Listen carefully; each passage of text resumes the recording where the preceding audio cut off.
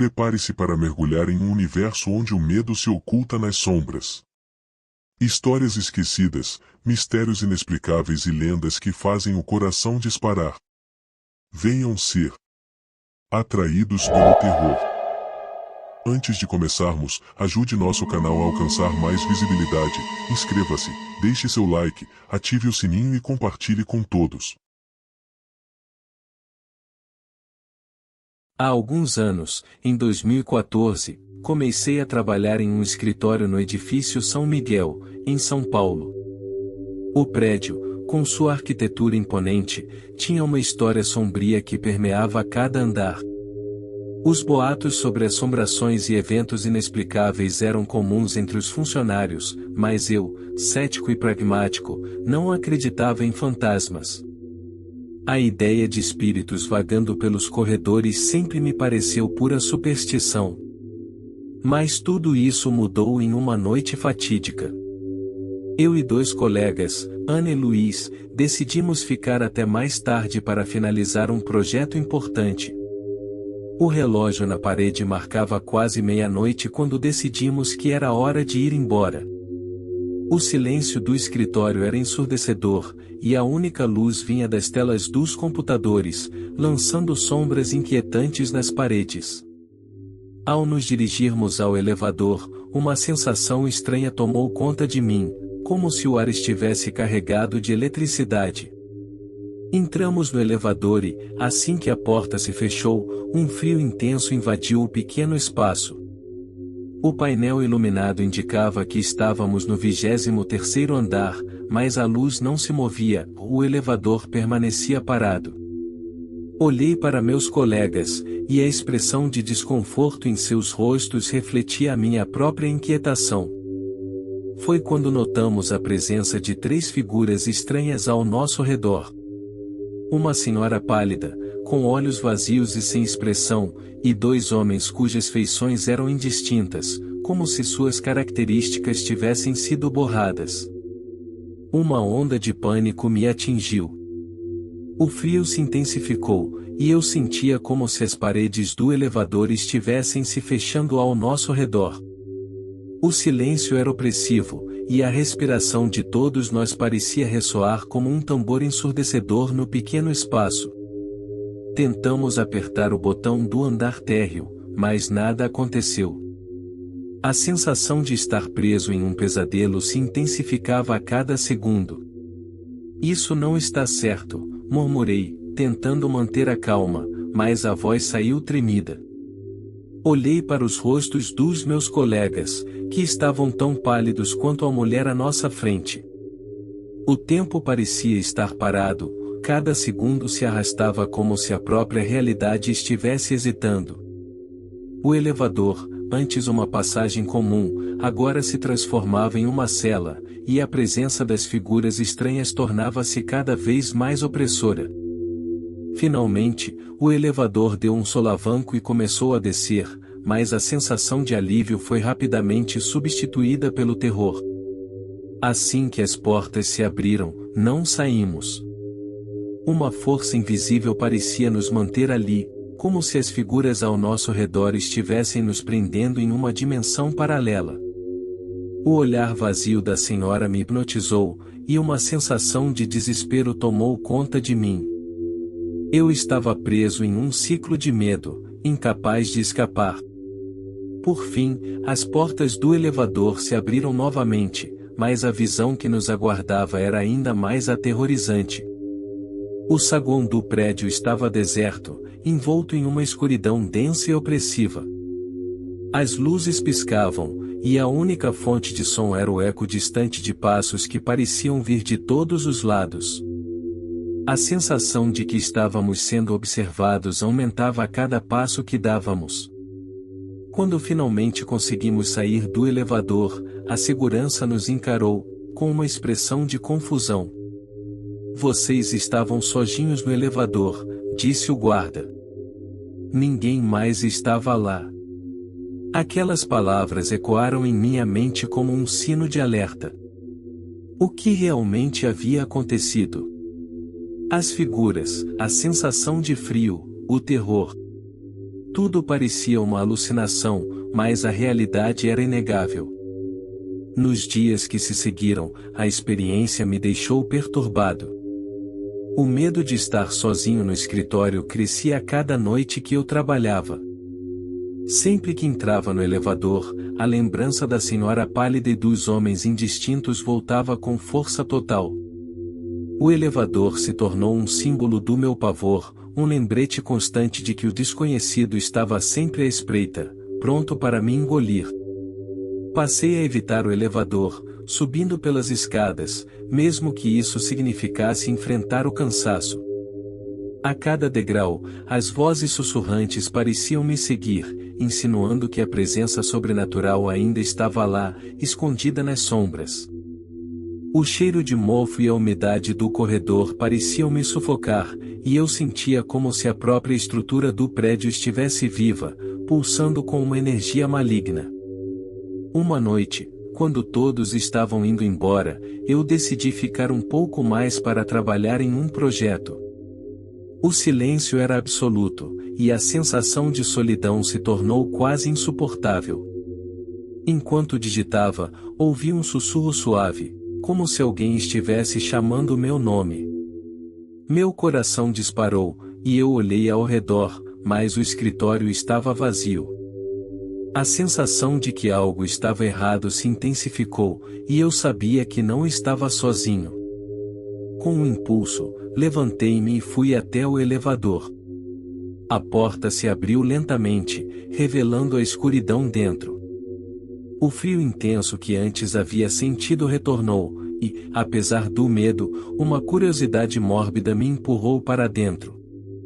Assim que a porta se fechou, a luz do painel se apagou e eu me vi cercado por uma escuridão profunda. O elevador começou a descer, mas não havia mais sinal de segurança nas luzes ou nos botões. Eu estava preso em um espaço que não pertencia a este mundo. A sensação de ser observado se intensificou, e eu percebi que as figuras estavam de volta, flutuando ao meu redor, seus rostos pálidos e vazios me encarando com um olhar penetrante. Você não deveria ter voltado, sussurrou a voz da mulher, e o ar ao meu redor começou a ficar denso. Tentei gritar, mas a voz não saiu. Eu estava preso em um pesadelo sem fim, cercado por sombras que sussurravam segredos, revelando verdades aterrorizantes sobre o que aconteceu naquele edifício. O que eram aquelas figuras? Por que estavam ali?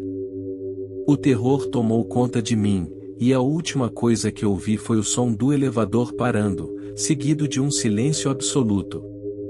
Naquela noite, perdi não apenas a sanidade, mas parte de mim mesmo. O edifício São Miguel tornou-se um labirinto de horrores, e as sombras que uma vez pensei serem apenas histórias agora eram minhas companheiras eternas. Nunca mais consegui escapar das garras do medo, e cada vez que fecho os olhos, as figuras me cercam, me lembrando de que o verdadeiro terror não está nos lugares, mas nas próprias almas que ousam desafiar o desconhecido.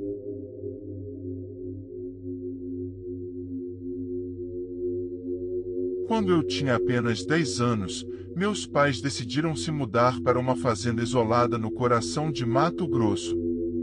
A ideia de viver em meio à natureza me fascinava, mas mal sabia eu que esse lugar, com suas imensas extensões de terra e silêncios profundos, se tornaria um verdadeiro labirinto de horrores. Desde o momento em que pisamos naquele solo, coisas estranhas começaram a acontecer. Na primeira noite, enquanto as estrelas brilhavam de maneira inusitada, meu pai viu uma bola de luz flutuando pela estrada que levava à fazenda. Ele a descreveu como uma esfera dourada, pulsante, que dançava de um lado para o outro, como se estivesse chamando. Minha mãe riu, acreditando que era apenas uma ilusão causada pelo cansaço da viagem, mas eu sabia que havia algo mais. Uma sensação estranha de que estávamos sendo observados começou a me consumir. Na noite seguinte, minha tia, que tinha vindo nos visitar, saiu para beber água.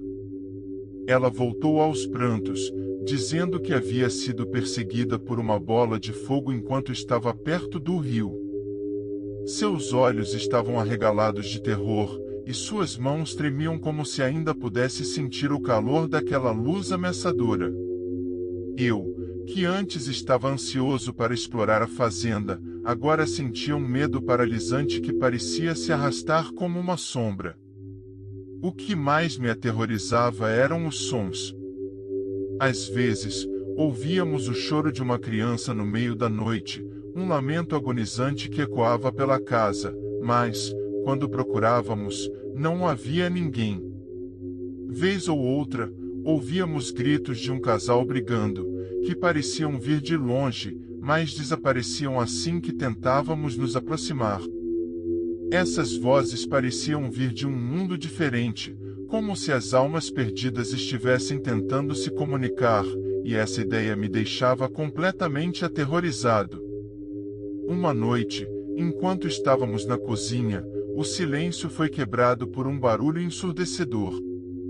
Um dos copos da estante explodiu em 1000 pedaços, como se uma força invisível tivesse decidido que a fragilidade do vidro não era mais aceitável. Meu pai, com seu semblante pálido e olhos arregalados, pegou a espingarda que guardava no armário e saiu para investigar. O desespero crescia em meu peito enquanto observava partir, sentindo que algo horrível estava prestes a ocorrer. Ele voltou alguns minutos depois, as pernas trêmulas, uma sombra de terror em seu rosto. "O que estava lá fora não é deste mundo", ele murmurou, e suas palavras penetraram em mim como uma faca. O que poderia ser tão aterrorizante que meu pai, que sempre foi meu protetor, estava tão abalado? O medo se apoderou de mim, e eu me vi paralisado, incapaz de raciocinar, como se o próprio ar ao meu redor estivesse se transformando em veneno. A cada dia que passava, as manifestações sobrenaturais aumentavam. O choro da criança se tornava mais intenso, e os gritos, mais frequentes. Eu começava a ter pesadelos, sonhos em que eu estava perdido na escuridão da fazenda, cercado por sombras que sussurravam meu nome. A escuridão se tornava meu maior medo. Vivia em constante terror, cada crepitar da madeira da casa me fazia pular, cada sussurro do vento me deixava em alerta. O medo de ficar sozinho crescia, e eu me via preso em um ciclo de paranoia. Uma noite, não consegui mais suportar. As vozes estavam mais altas do que nunca, e eu sentia que alguém estava me observando. Eu estava determinado a descobrir a origem daqueles sons. Com uma lanterninha em mãos, fui até o quintal, onde a luz da lua iluminava apenas um pouco o caminho. Cada passo que eu dava parecia ecoar como um grito na noite. O medo de ser arrastado para o desconhecido me paralisava, mas algo dentro de mim me empurrava a seguir em frente. Então, quando cheguei perto do rio, vi algo que me fez congelar. A luz dourada que meu pai havia visto antes estava flutuando novamente, mas agora, ao seu redor, havia formas escuras, figuras indistintas que se contorciam e se moviam como se estivessem dançando em um ritual macabro. O choro da criança tornou-se um grito agudo, e a bola de fogo surgiu novamente, agora se aproximando de mim. Eu tentei correr, mas as minhas pernas pareciam estar fundidas ao chão, incapazes de me mover. De repente, as figuras começaram a se aproximar, e eu vi rostos pálidos e distorcidos, e os olhos, aqueles olhos! Eles estavam cheios de dor e desespero, como se estivessem presos em um sofrimento eterno. O pânico tomou conta de mim, e eu finalmente consegui me mover, correndo descontroladamente de volta para casa. Cada passo era um grito silencioso, cada batida do meu coração um lembrete de que o terror estava me perseguindo. Desesperados, decidimos deixar a fazenda. O medo havia se infiltrado em cada fibra do nosso ser, e a ideia de continuar vivendo naquela casa, cercados por espíritos inquietos, tornou-se insuportável. Ao empacotar nossas coisas, senti que algo estava nos observando, aguardando o momento em que deixaríamos a fazenda para sempre. Quando finalmente partimos, uma onda de alívio me envolveu, mas, ao olhar pela janela do carro, vi a luz dourada flutuar no ar, como um adeus sombrio. A fazenda ficou para trás, mas os ecos de suas sombras e os gritos perdidos ainda vivem comigo.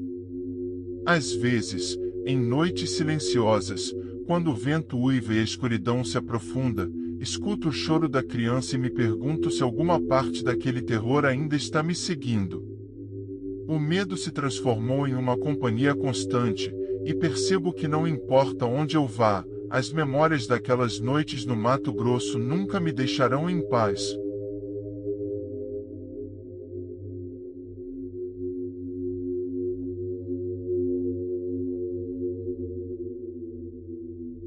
Em 2012, eu trabalhava como motorista de transporte alternativo, um trabalho que me permitia ter uma flexibilidade que sempre sonhei. A rotina consistia em levar pessoas de um lado para o outro, mas, naquela tarde fatídica, a viagem que fiz ao Rio de Janeiro se tornaria um marco sombrio na minha memória.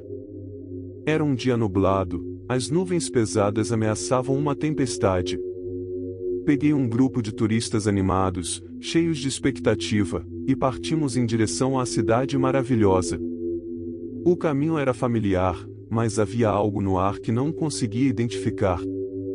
Uma sensação de desconforto começava a se instalar em meu peito, como se algo estivesse prestes a acontecer. Após deixar os turistas em seu hotel, o retorno foi marcado por um silêncio opressivo. A estrada, normalmente vibrante, estava deserta e silenciosa. À medida que dirigia, a escuridão começou a se aproximar, e uma neblina densa tomou conta da pista. O farol do carro lutava contra a escuridão, e a tensão aumentava a cada quilômetro percorrido. Foi quando avistei um grupo de pessoas à beira da estrada, acenando desesperadamente por ajuda. Um frio percorreu minha espinha.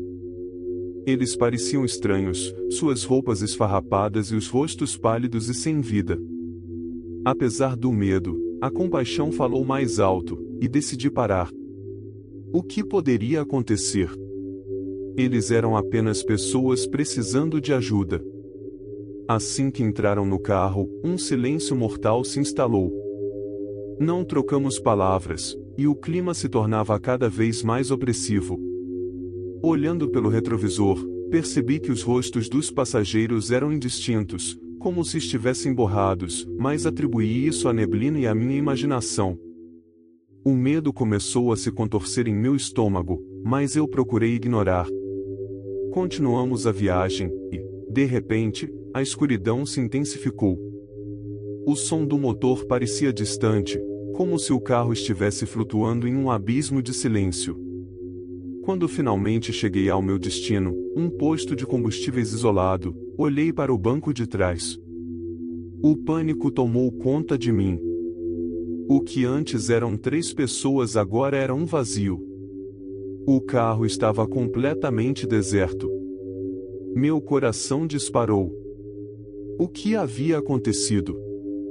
Eu olhei freneticamente ao meu redor, mas não havia sinal das pessoas que entraram. A mente começou a girar em um turbilhão de desespero. Eu estava sozinho? Como isso era possível?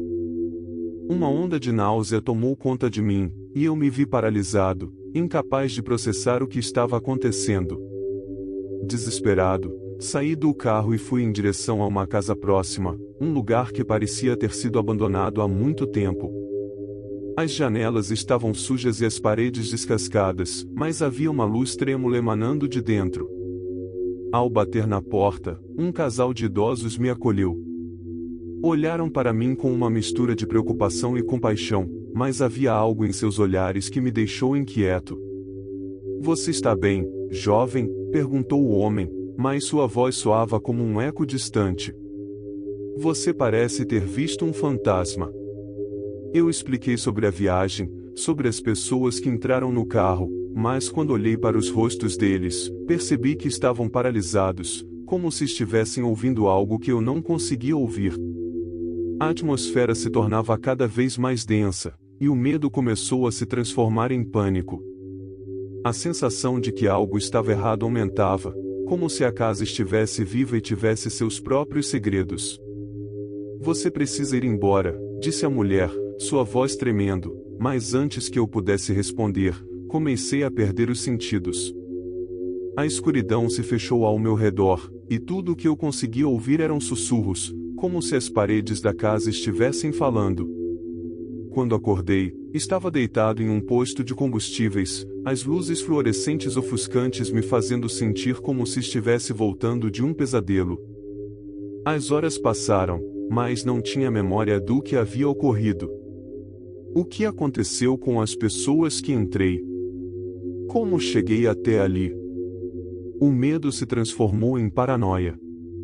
Perguntei ao frentista sobre o que aconteceu, mas ele apenas me olhou com uma expressão vazia, como se eu estivesse falando em uma língua estranha. Retornei para casa, mas a experiência me deixou marcado. A viagem que deveria ter sido simples se transformou em um labirinto de incertezas. A cada vez que fecho os olhos, vejo os rostos borrados dos passageiros e escuto os sussurros que ecoam em minha mente. O carro se tornou uma prisão, e a estrada, um caminho para o desconhecido. Eu tentei seguir em frente, mas a realidade se distorceu. A linha entre o que era real e o que não era começou a se apagar. Cada viagem que fazia, o medo de encontrar aqueles rostos novamente me consumia. O carro se tornou um lugar de terror, cada viagem uma luta contra a ansiedade e a dúvida. Com o tempo, percebi que o verdadeiro terror não estava apenas nas sombras ou nas figuras distorcidas, mas na incerteza do que poderia existir além da percepção. O que realmente aconteceu naquela noite? O que eram aquelas almas perdidas que entraram no meu carro? A experiência não apenas mudou minha visão sobre a realidade, mas também deixou uma cicatriz indelével na minha mente, uma lembrança de que o desconhecido pode estar sempre à espreita, pronto para nos engolir quando menos esperamos.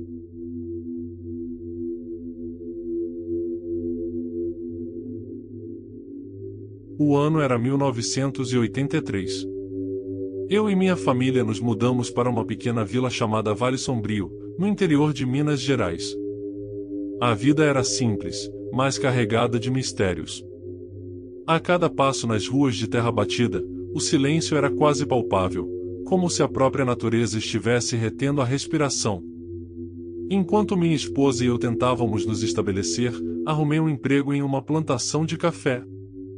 Para chegar ao trabalho, era necessário atravessar uma ponte velha, feita de tábuas de madeira desgastadas, que se estendia sobre o rio Serpente. Logo, os moradores começaram a compartilhar histórias que faziam meu sangue gelar. Diziam que, há muitos anos, um lenhador havia encontrado um destino terrível naquela ponte e um tronco pesado havia caído sobre ele durante uma tempestade, e sua alma, dizem, nunca encontrou paz.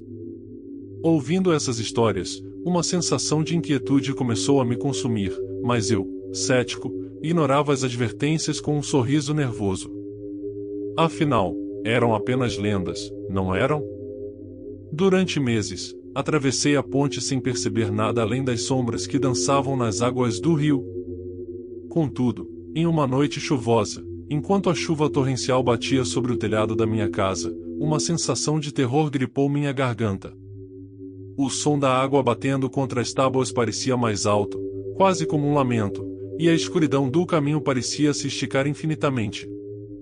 Então, ao olhar para a ponte, vi uma figura emergindo da escuridão, uma sombra imensa, com um machado em mãos, parada bem no meio da passarela. Meu coração disparou. A figura tinha uma presença opressiva, e os olhos pareciam brilhar com uma luz espectral. O medo congelou meu corpo, e uma onda de pânico tomou conta de mim. A cada passo que eu dava, a sombra parecia se aproximar, torcendo-se e contorcendo-se como se estivesse viva. Ao invés de cruzar a ponte, decidi dar meia volta e procurar um caminho alternativo. Mas a cada tentativa de desviar, a sombra parecia me seguir, surgindo em cada canto escuro, em cada reflexo na água. O que mais me aterrorizava era que a ponte não era apenas um caminho, mas um símbolo do meu próprio medo. A ideia de atravessar aquele espaço estreito me fazia sentir claustrofóbico, como se as tábuas de madeira fossem um cárcere, prontas para me prender em um pesadelo sem fim. Nos dias seguintes, a sombra não me deixou em paz. Sempre que passava pela ponte, sentia seu olhar gélido sobre mim. Os sonhos tornaram-se pesadelos, e eu via o lenhador, seu rosto contorcido de dor, e ouvia seu grito ensurdecedor ecoar na escuridão. Ouvia até mesmo o estalar do machado cortando o ar, como se estivesse prestes a atingir-me. Em uma noite particularmente sombria, meu ceticismo se desfez completamente. Decidi enfrentar minha ansiedade e atravessar a ponte, disfarçando meu medo. A cada passo, meu peito apertava, e a respiração tornava-se cada vez mais difícil. O que eu não esperava era que a ponte, sob a tempestade, estivesse prestes a ceder. Assim que coloquei o pé na primeira tábua, um barulho ensurdecedor ecoou, e a madeira rangia como se estivesse viva. Enquanto avançava, uma força invisível me puxou para trás, e a figura apareceu novamente, mais próxima do que antes. Senti o machado deslizar pelo ar, e um pânico absoluto tomou conta de mim. A sensação de claustrofobia se intensificou, como se as tábuas quisessem me engolir. Eu não estava apenas enfrentando uma lenda, estava diante de um espírito atormentado, preso entre este mundo e o outro. A ponte começou a desmoronar sob meus pés, e o rio serpente se elevava, como se quisesse me tragar. Eu gritei, mas o som foi engolido pela tempestade. O medo se transformou em desespero, e a sombra, com seu machado, parecia dançar ao meu redor, rindo do meu terror. Meus pés não se moviam, e eu estava paralisado pela certeza de que não apenas a ponte estava desmoronando, mas também a minha sanidade. Naquela noite fatídica, a ponte se despedaçou, e eu caí, mas não nas águas do rio. Em um instante, tudo ficou escuro, e quando acordei, estava de volta à margem, mas a sombra permanecia. Escapei, mas não sem marcas. A experiência havia deixado cicatrizes não visíveis, mas profundamente enraizadas em minha mente. Os dias que se seguiram foram um tormento. Sempre que fechava os olhos, via seu olhar vazio e sentia o peso do machado em minha consciência. A ponte pode ter desaparecido, mas o medo e a presença da sombra permaneceram comigo, uma lembrança constante de que algumas lendas são mais reais do que gostaríamos de acreditar. E agora, sempre que a chuva cai e os ventos uivam, sei que a sombra ainda está lá, esperando, pronta para me lembrar que o terror pode se esconder em qualquer lugar, mesmo nas áreas mais familiares. O que eu não sabia na época era que, ao cruzar aquela ponte, havia atravessado não apenas um caminho físico, mas também um limiar para um pesadelo que nunca acabaria.